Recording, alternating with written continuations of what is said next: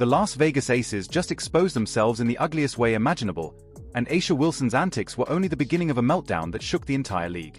This playoff game was supposed to be a showcase for dominance, a reminder of why the Aces were considered a dynasty, and why Wilson was crowned MVP. Instead, it turned into a spectacle of flops, elbows, and desperation that revealed more about the team's fragile identity than any box score ever could. From the moment Wilson received her MVP trophy, the script seemed written. The reigning champions, backed by a roaring home crowd, were expected to dismantle the Indiana Fever with ease. But basketball has a way of exposing not just talent but character, and under the bright lights of the postseason, the Aces showed their true selves. The second things began slipping, they abandoned the game, abandoning fundamentals in favor of chaos. Instead of poise, fans saw flailing arms. Instead of leadership, they saw cheap shots. Instead of a dynasty, they saw a collapse in motion. A'ja Wilson, the centerpiece of it all, was supposed to embody grace under pressure. Instead, she devolved into a one-woman highlight reel of frustration. She threw elbows at defenders, shoved players after whistles, and fell to the ground with exaggerated flops that made replays almost comical. The most infamous sequence came when she hooked an opponent's arm on a rebound, then hurled herself onto the floor as though she had been assaulted. It wasn't gamesmanship, it was desperation dressed up as theatrics. This wasn't the MVP who had inspired fans all season. This was a player unraveling before everyone's eyes. And yet, as ugly as Vegas looked, the real story wasn't their implosion.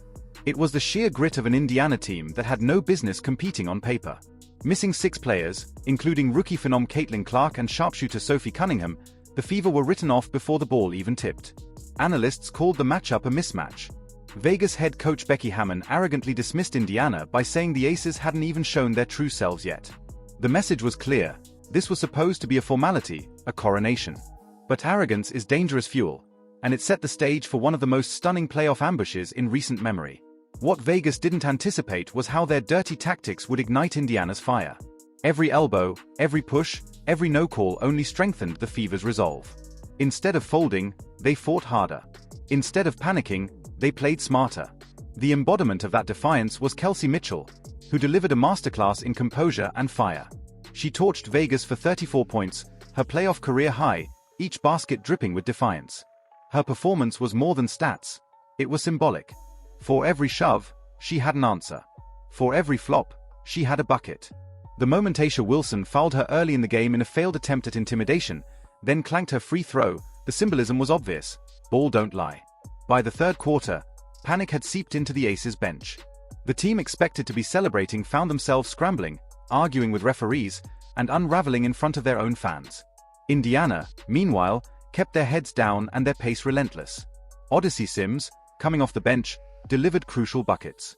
Aaliyah Boston, bruised but unbroken, anchored the paint with toughness that belied her years. Lexi Hull, repeatedly shoved to the floor by Wilson, simply dusted herself off and knocked down shots, embodying resilience in the face of bullying. The officiating only deepened the farce. Refs seemed determined to keep Vegas alive, swallowing whistles on obvious shoves and awarding phantom fouls against Indiana. One sequence stood out like a scar. Wilson clearly shoved Hull to the ground on an illegal screen. No call. Minutes later, Mitchell absorbed contact on a layup only to be hit with a technical foul for showing frustration. At another point, Boston secured a rebound cleanly, only for refs to call a jump ball as Vegas players climbed over her back. The bias was glaring, the favoritism transparent, yet Indiana refused to let it shake them. They played through it all, using the injustice as fuel rather than a crutch. What made the result seismic wasn't just the upset itself, but the implications. Statistically, teams that win Game 1 in a best-of-5 series go on to win 72% of the time. The Aces didn't just lose, they gifted Indiana leverage and confidence on a silver platter. For the two-time defending champions, the shockwaves went beyond one loss. They revealed themselves as frontrunners, a team built on intimidation rather than adaptability. When basketball failed, they resorted to bullying. When bullying failed, they crumbled. The post-game optics told the tale. Vegas's locker room was silent, its leaders fumbling through excuses about physicality and effort. Their coach looked lost, avoiding the elephant in the room. They were flat-out outplayed. Indiana's locker room, by contrast, was euphoric. These weren't just players celebrating a win, they were warriors celebrating vindication. They'd been shoved, fouled, and disrespected, yet they came out victorious. Hull, bruised from repeated collisions with Wilson, simply smiled when asked about the rough play. "We just focused on what we could control." That single line exposed everything. Champions stay poised.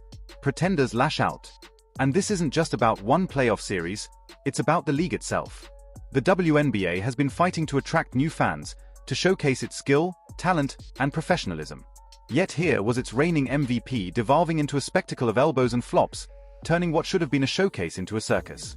Casual fans watching for the first time saw chaos instead of excellence. It was embarrassing not just for Vegas but for the league's image. And the contrast was brutal. Indiana elevated the game through resilience and composure, while Vegas dragged it into the gutter with cheap shots and theatrics. What makes this even sweeter for Indiana is the disrespect they endured before tip-off. Pundits predicted blowouts. Betting lines made Vegas overwhelming favorites. Even Hammond's pre-game comments exuded arrogance. Yet Indiana didn't just scrape by, they dominated. They controlled tempo, executed sets, and neutralized Vegas's strengths. When Jackie Young tried to bulldoze them on screens, Indiana absorbed the hits and kept moving. When Wilson tried intimidation, they laughed it off. And when refs tilted the scales, they responded with buckets instead of complaints. This wasn't just physical toughness, it was mental mastery. Tactically, Indiana executed to perfection. They pushed the pace relentlessly, refusing to let Vegas settle into its half-court defense. They turned rebounds into fast break opportunities, forcing the Aces into mismatches and exposing their lack of defensive cohesion. Their ball movement shredded Vegas's rotations, while their transition defense suffocated any momentum swings. And most importantly, they didn't blink in the face of Vegas's physicality. They matched it, then surpassed it, proving that poise beats brute force every time. The broader implications for Vegas are grim. Every team in the league now has the blueprint. The myth of invincibility is shattered. Push the pace. Stay poised. Refuse to be bullied. Vegas will unravel on its own. Their intimidation tactics, once effective, are now exposed as desperation. Their coach looked out of ideas. Their MVP looked out of control. Their role players vanished when the lights burned brightest. This wasn't just a bad night, it was an organizational failure. And make no mistake, the dynasty talk is over. Wilson may fill the stat sheet, but her antics made her look less like an MVP and more like a rookie cracking under pressure. Contrast that with Mitchell, whose performance embodied leadership, skill, and composure. While Wilson flopped and argued, Mitchell buried jumpers and rallied her team. While Vegas collapsed, Indiana rose. That contrast is why fans walked away buzzing not about the champions, but about the underdogs who exposed them. Now the series tilts dramatically.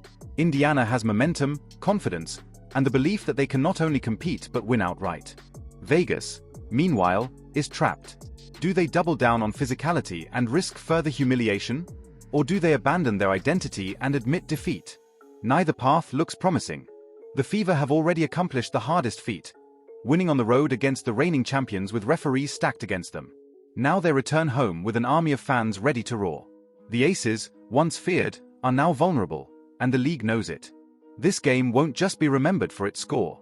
It will be remembered as the night the Aces revealed themselves, the night a dynasty cracked under pressure, and the night Indiana announced themselves as contenders. It was a character test, and the results couldn't be clearer. Indiana showed the heart of champions. Vegas showed the fragility of pretenders. And in a league fighting for respect, it was the underdogs who proved that real basketball still matters more than theatrics. For all the talk of dynasty, of MVP trophies, of dominance, this game cut through the noise. The Aces showed what happens when intimidation fails. The Fever showed what happens when resilience triumphs. And as the series moves forward, one truth is undeniable: Indiana looks like the team with championship DNA, while Vegas looks like a house of cards waiting to fall. This isn't just about basketball. It's about character, integrity, and what it means to rise when everything is against you. Indiana rose. Vegas fell. And for the rest of the league, the blueprint is clear. The so-called dynasty is vulnerable, and the throne is there for the taking.